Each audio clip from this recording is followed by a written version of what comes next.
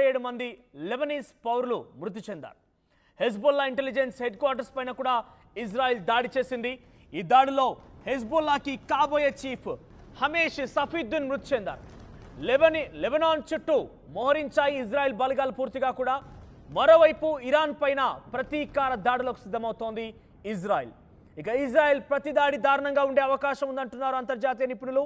Iran nuclear oil resources Israel target చేసే chance కనబడుతోంది.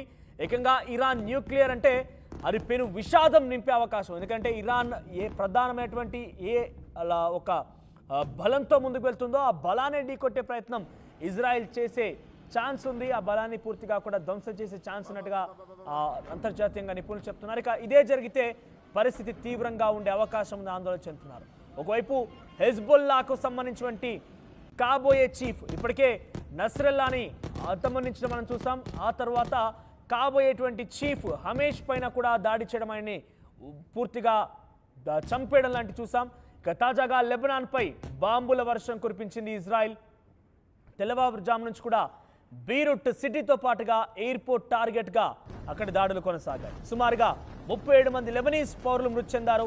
ఇక హెజ్బొల్లా ఇంటెలిజెన్స్ హెడ్ క్వార్టర్స్ పైన దాడి చేయడంతో ఈ దాడుల్లో హెజ్బొల్లా చీఫ్ హమేష్ సఫీద్దీన్ మృతి చెందారు. ఒకసారి అక్కడ ఆ బాంబుల వర్షం మనం చూద్దాం. బీరూట్ ఎయిర్పోర్ట్ దగ్గర హెజ్బొల్లా హెడ్ క్వార్టర్స్ పైన ఆ తర్వాత పెద్ద ఎత్తున దాడులు జరగడం చూస్తున్నాం మనం. సో ఈ దాడుల్లో మీకు కనబడుతున్న ఫోటోలో హమేష్ సఫీద్దీన్ నస్రల్లా వారసుడు. ఇప్పటికే నస్రల్లాను చంపడం మనం చూసాం. హెజ్బొల్లా అధ్యక్షుడిగా ఉన్నటువంటి హెజ్బొల్లా చైర్మన్ అయినటువంటి నస్రల్లాను మట్టు పెట్టడం చూసాం. ఇప్పుడు తాజాగా తదుపరి హెజ్బొల్లా చీఫ్ కాబోతున్నటువంటి హమేష్ సఫీద్దీన్ని కూడా అంతమొందించింది Israel.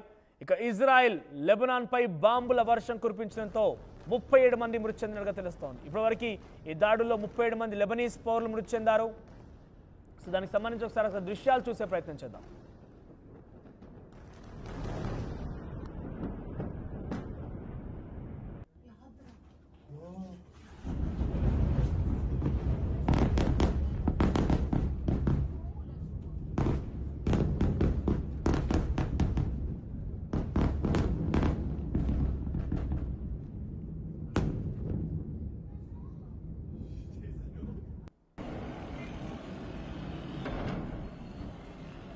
Ba.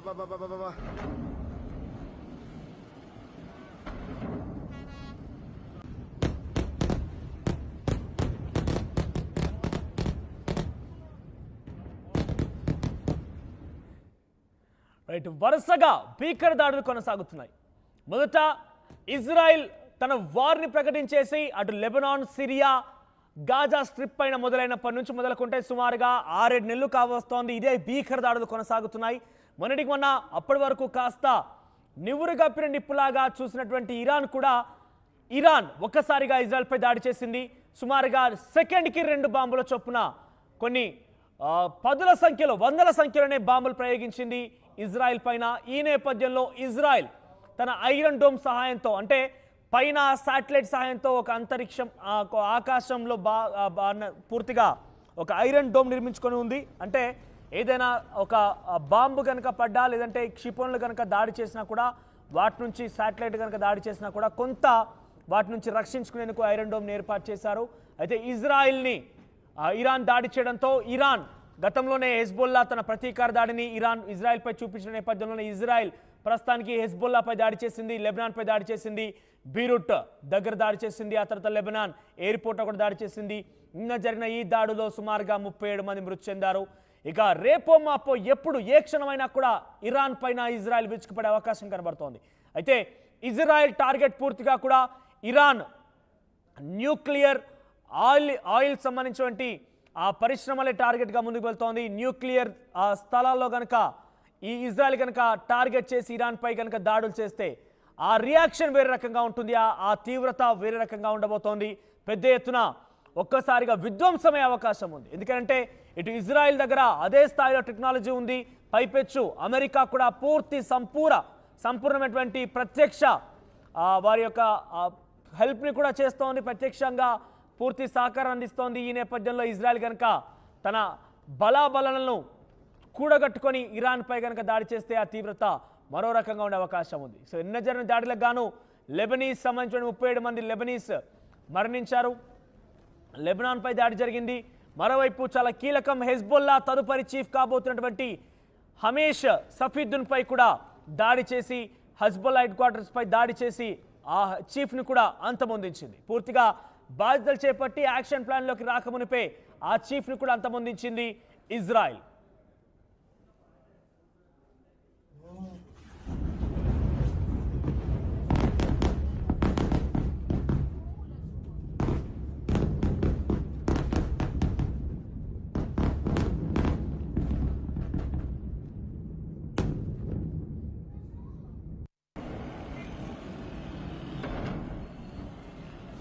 Ba.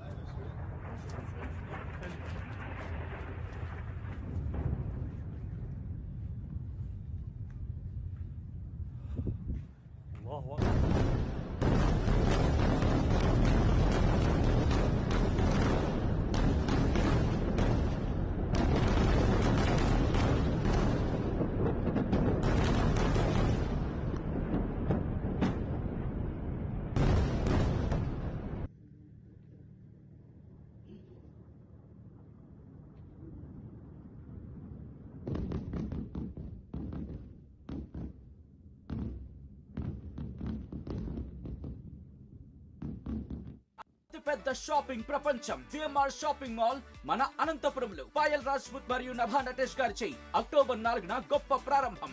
CMR shopping mall.